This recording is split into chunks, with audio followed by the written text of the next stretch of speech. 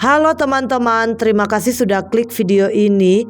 Apa kabar kalian semua? Semoga dalam keadaan yang sehat dan bahagia. Eka Putri Nilasari berusia 16 tahun, lahir di Malang pada tanggal 10 Desember tahun 2002. Ia merupakan putri sulung dari dua bersaudara dari pasangan Arianto dan Indra Kusmantrini.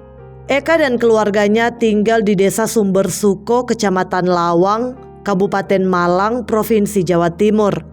Menurut Ibu Eka, yakni Indra Kusmantrini yang bekerja sebagai penjual tahu bakso, bahwa putri sulungnya itu dikenal pendiam, namun seringkali ketus saat berbicara dengan orang lain. Ia tak segan mengatakan apa yang ia pikirkan atau rasakan, meskipun apa yang ia katakan itu sangat keras dan tajam.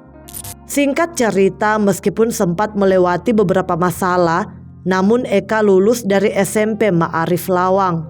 Akan tetapi Eka tidak mau melanjutkan sekolah ke jenjang SMA dan ia memilih untuk mencari pekerjaan saja.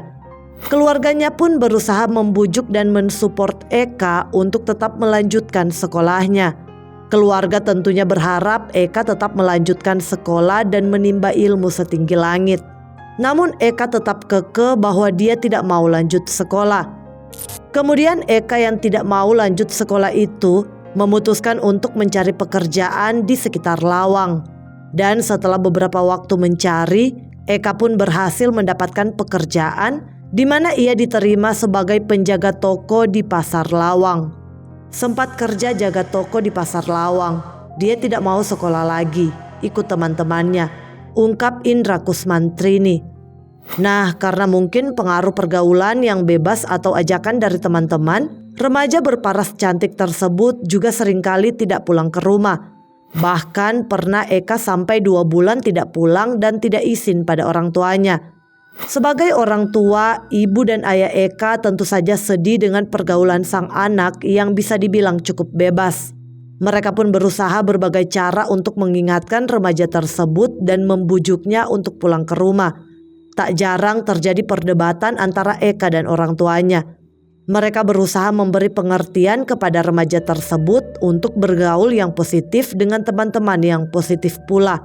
Mereka ingin Eka menjadi gadis yang baik karena dirinya yang menjadi harapan orang tua sebagai anak sulung untuk menjadi orang sukses dan mengangkat derajat keluarga. Saat itu adik Eka masih kecil sehingga keluarga menaruh harapan masa depan yang cerah kepada gadis itu. Namun orang tua Eka yang sudah berusaha sebisa mungkin untuk mengingatkan putri mereka itu juga tidak bisa berbuat banyak dengan keputusan remaja tersebut. Selain itu, Indra Kusmantrini juga mengatakan bahwa Eka ikut teman-temannya trek-trekan atau balapan. Tetapi katanya Indra yakin bahwa itu bukan inisiatif Eka sendiri untuk ikut-ikut seperti itu. Jadi diajak oleh teman-temannya. Kebiasaan jarang pulang Eka itu sudah berlangsung selama 1 tahun terakhir atau lebih tepatnya setelah Eka lulus SMP. Bahkan sejak masih duduk di bangku SMP, katanya Eka sering bolos sekolah.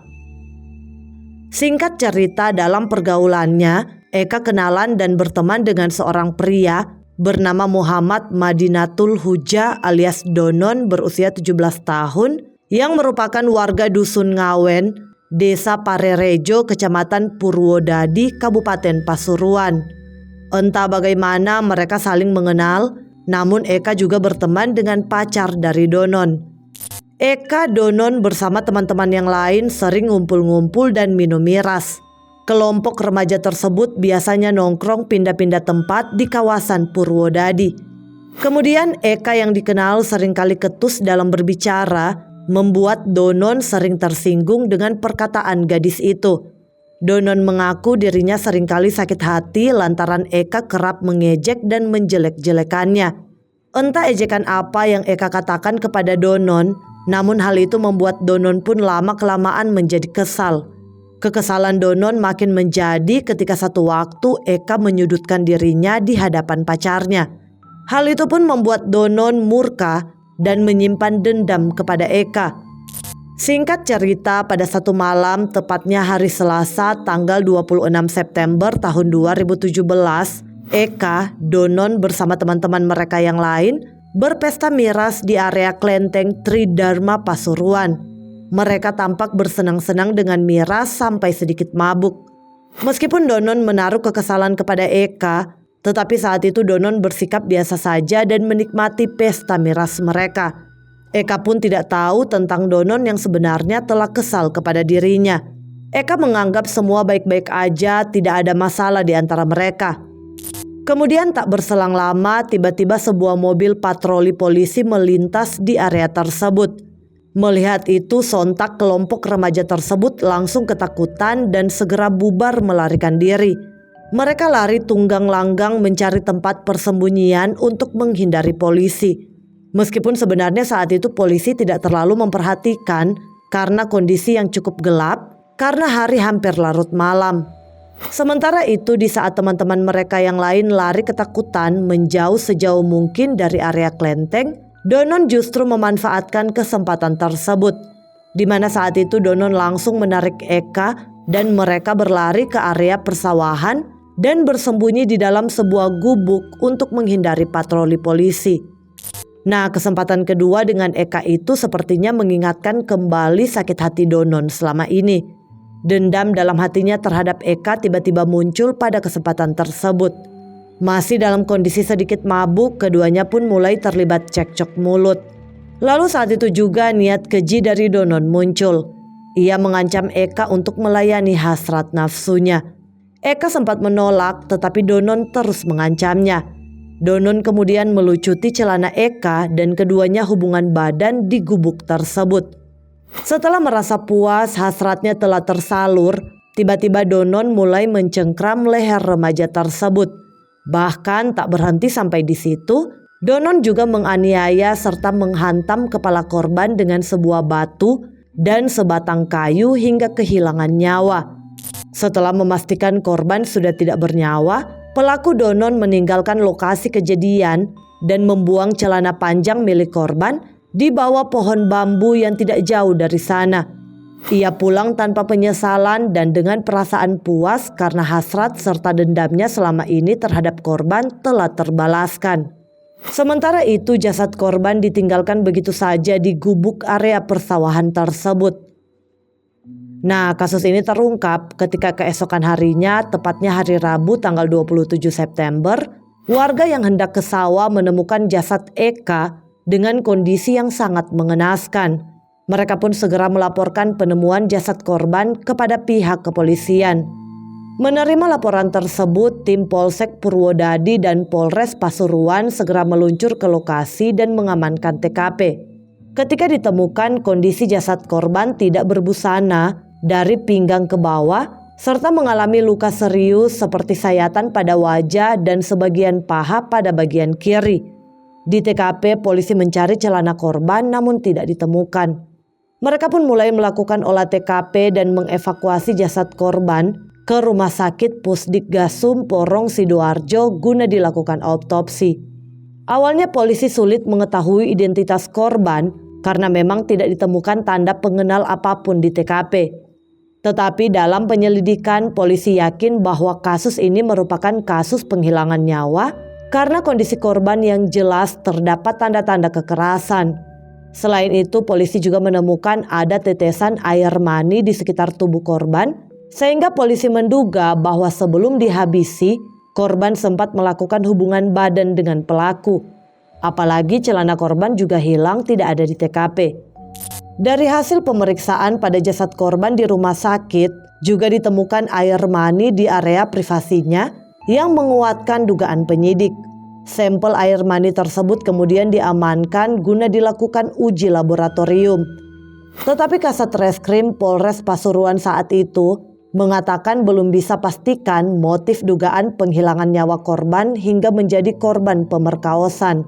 Saat itu tim penyidik tidak berani berspekulasi terhadap kemungkinan apakah remaja ini diperkaos atau suka sama suka hubungan badan sebelum dihabisi. Selanjutnya dikatakan bahwa hasil pemeriksaan air mani itu nantinya dapat menjadi tambahan data dan informasi untuk mengungkap motif peristiwa dugaan penghilangan nyawa ini. Mereka juga perlu terlebih dahulu mengetahui identitas korban. Kemudian dalam penyelidikan, kepolisian berhasil mendapatkan sejumlah informasi yang menyebutkan nama serta alamat korban. Identitas korban berhasil diketahui hanya berselang 5 jam setelah ditemukan. Polisi mengetahui bahwa korban adalah Eka Putri Nilasari berusia 16 tahun, seorang remaja yang tinggal di Kecamatan Lawang, Kabupaten Malang. Kasat Reskrim Polres Pasuruan membenarkan identitas perempuan muda tersebut. Dikatakan bahwa dalam mencari identitas korban, penyidik juga melibatkan sejumlah pihak seperti Dispenduk Capil. Nah, dengan informasi tersebut, polisi pun segera menuju ke rumah Eka untuk menemui keluarganya. Dan mengetahui informasi bahwa Eka telah tiada diduga menjadi korban penghilangan nyawa, keluarga Eka khususnya orang tuanya tentu saja sangat terkejut dan terpukul. Meskipun Eka mengalami beberapa masalah, namun mereka tak menyangka putri sulung mereka itu akan berakhir dengan tragis. Awalnya ketika Eka tidak pulang ke rumah malam itu, keluarga Eka tidak berpikir yang aneh-aneh.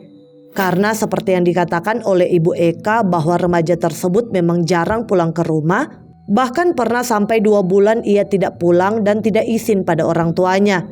Jadi saat itu keluarga pun tidak berpikir yang aneh-aneh hingga akhirnya polisi datang dan menyampaikan berita memilukan ini. Akhirnya keluarga Eka pun dibawa ke rumah sakit untuk mengidentifikasi korban, lalu mengambil jasad korban guna dilakukan pemakaman. Kemudian polisi pun segera memburu pelaku penghilangan nyawa Eka. Dan tak berselang lama polisi berhasil mengetahui identitas pelaku, yakni Muhammad Madinatul Huja alias Donon berusia 17 tahun, warga desa Parerejo, Kecamatan Purwodadi, Kabupaten Pasuruan. Pelaku berhasil diringkus tanpa perlawanan oleh petugas gabungan Reskrim Polsek Purwodadi dan Polres Pasuruan di hari Rabu tanggal 27 September itu sekitar pukul 4 sore waktu Indonesia Barat saat ia sedang berada di rumahnya. AKP Slamet Santoso menegaskan bahwa dalam pengembangan dan penyelidikan pihaknya menggali keterangan dari sejumlah saksi mata termasuk memeriksa media sosial atau Facebook milik korban. Hasilnya polisi mengarah ke Muhammad Madinatul Huja alias Donon.